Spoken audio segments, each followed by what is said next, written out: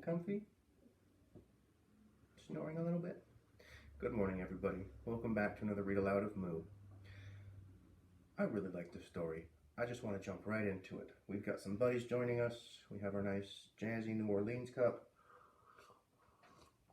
And let us pick up for our third Read Aloud of Moo. This is called Beat and Zep. I was leaning over the fence at the farm, watching the sturdy dark-skinned girl maneuver a rope halter over the wide head of a wide cow that protested, "Moo, moo." The girl planted her boots in the muck and angled her hips against the cow's neck, urging the animal toward the rope loop. "Moo." That's the cow saying moo, by the way. The girl wore orange canvas overalls and tall black rubber boots and spoke to the cow all the while. "Come on, there you go. Don't be so stubborn. Over here. Back it up. This way. You know how." Nearby, another teen, a tall, lanky, red-headed boy, urged another cow out of the stall, coaxing it into rope halter as well. The boy called to the girl, "Hey, Pete, I got this one." And she called back, "Okay, Zep, that's good." And it made me smile, those names, Beat and Zep, Zep and Beat. But when they looked up and saw me watching, I turned away, embarrassed. I don't know why. And I rode off down the hill, down Twitch Street and past Mrs. Falala's house, where the flute music drifted from the window and the parrot squawked on the porch, and somewhere behind or beyond was the soft moo. But no hog and no cat that day. Employment. Before we moved to Maine, my parents sent out piles of job applications to the coastal towns in which most hoped to live. One of the applications resulted in a job offer for my mother, teaching English at a private school near this harbor town. Her job would start in September. "That's perfect," she said. "It gives us a couple of months to get settled first." Dad was still looking for a job. He'd been to lots of interviews and was hopeful that one of them would lead to work. He said he wanted to change direction and do something completely different. Maybe something outdoors. Maybe something with landscaping. He was good at that. Or animals. Really? I knew he liked dogs, but that was about it. Or painting. Houses, I guess. He said he was open to anything, though. "If I can find something even part-time," he said, "we'll be okay. We'll have enough to pay the rent and put food in our mouths." Luke said, "But if you don't find a job, does that mean we just won't eat?" He turned to Mom. "Honey, we can always eat the children, right?" Luke went white. What? What? Dad had to spend the next half hour reassuring Luke that he was just kidding. Sounds like something I would do. Make a bad joke. Misty morning.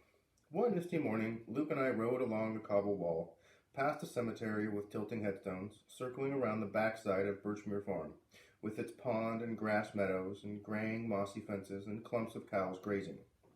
"What are they thinking?" Luke asked. "Are they happy? Why do they just stand there? Don't their legs hurt, standing up all day like that?" Moo. First one, then several in unison. Moo. That's my multiple count moo. You know it's good. "What do you think they're saying, Rena? Are they talking to themselves or to us?" "Maybe," I said. "Maybe they're talking about us. Maybe they're saying, 'Look at those two over there, staring at us like that. What are they staring at?'" Moo. In the the area by the barn stalls, 3 cows in halters were tied to the fence, their heads held high and their necks outstretched. With the red-headed boy named Zep came up behind us as Luke and me. "Why are they tied funny like that? Doesn't it hurt their necks?" "Nah," Zep said, startling us both.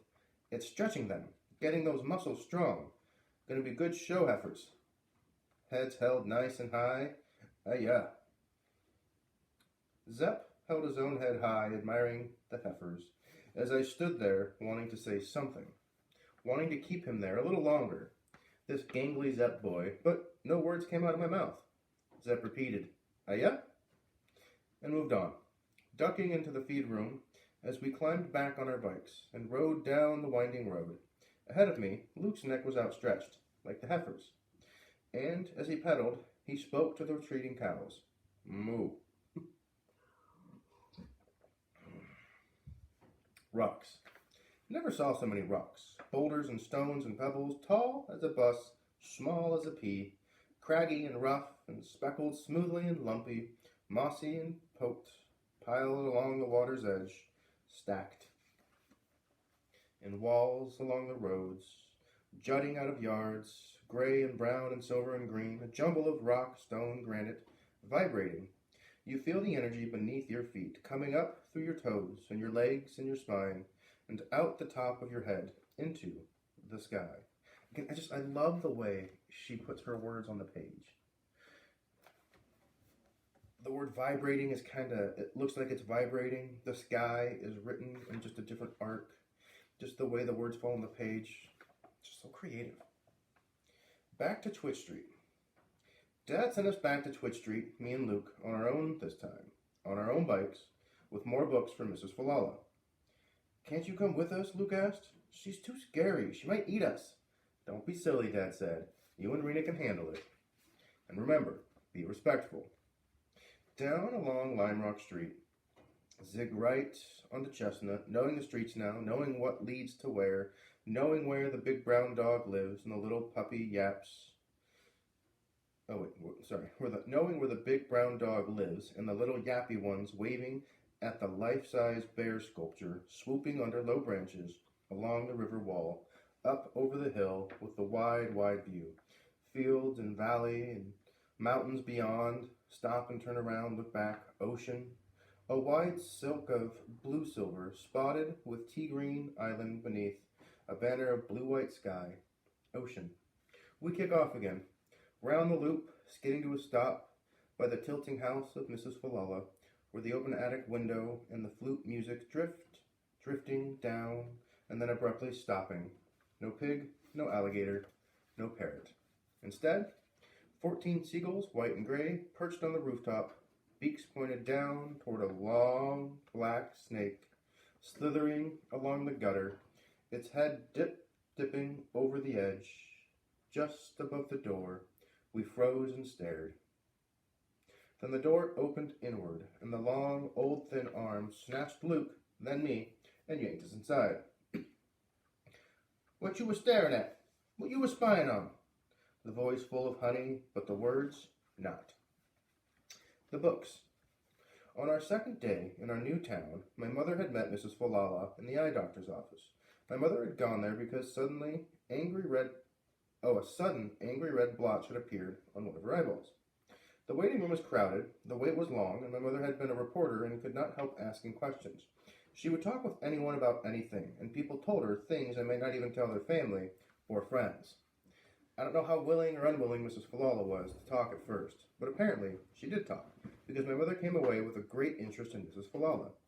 She's from Italy, Mom said, but met her husband in Africa and lived there for many years, and they had no children, and they came here to Maine after Mr. Falala's brother visited here and bought the place on Twitch Street, and then the brother had died, and I said, wait, you got all that out of sitting in a doctor's waiting room? Yeah, Mom said. I'm a good asker of questions and a good listener to answers. The first books we had taken to Mrs. Falala's house, wrong books, wrong, were about drawing. Figure drawing for beginners, perspective, because Mom must have somehow learned about Mrs. Falala and her interest, that Mrs. Falala was interested in that and did not know how to use the library. When we returned home with these wrong books, my mother said, I'll try again. The second batch, which she also borrowed from the library, included The Art of N.C. Wyeth, Landscapes of Maine. Then we offered this new batch to Mrs. Falala. She said, put on table. Her neck and her long arms stretched toward the pile. One long bony finger flipped open the book on top. Flip through several pages. Then she skidded that book off the top and flipped open next. Flip through pages. She did not open the third. Better, she said, but not best. To one side, then the other, she jerked her head, swishing the long, white braid that hung down her back. She leaned forward, zeroing in on Luke, who was pressed against my side, his thumb lodged between his teeth. You get horse teeth that way, Mrs. Falala said, and with one finger, she snapped at his thumb. Don't you touch me, Luke said. Mrs. Falala snapped at his thumb again. Horse teeth. Luke was quivering, his elbow vibrating against my side, his chin wobbling. Horse teeth. Stop it, I said. Leave him alone. Oh, Mrs. Falala did not like that, not one little bit. She flicked that long braid clear around her head like a whip and glared at me. You rude, she accused. Out, out, go. She flung herself against the door, pushing it open. Go out, go. And I think that's where we're going to pause. And I did want to wish all of our mothers out there a happy Mother's Day. I don't know if they can see that. But we also have some big news as well in this house. We are celebrating our first Mother's Day as well. Well, we've always been mothers to Diego, but my wife is expecting. She's pregnant, and we're going to have a baby in November. And I'm pretty sure I'm going to be the mother, and she's going to be the father. Or wait, no, I'm the father, she's the mother. So today's her day. Happy Mother's Day.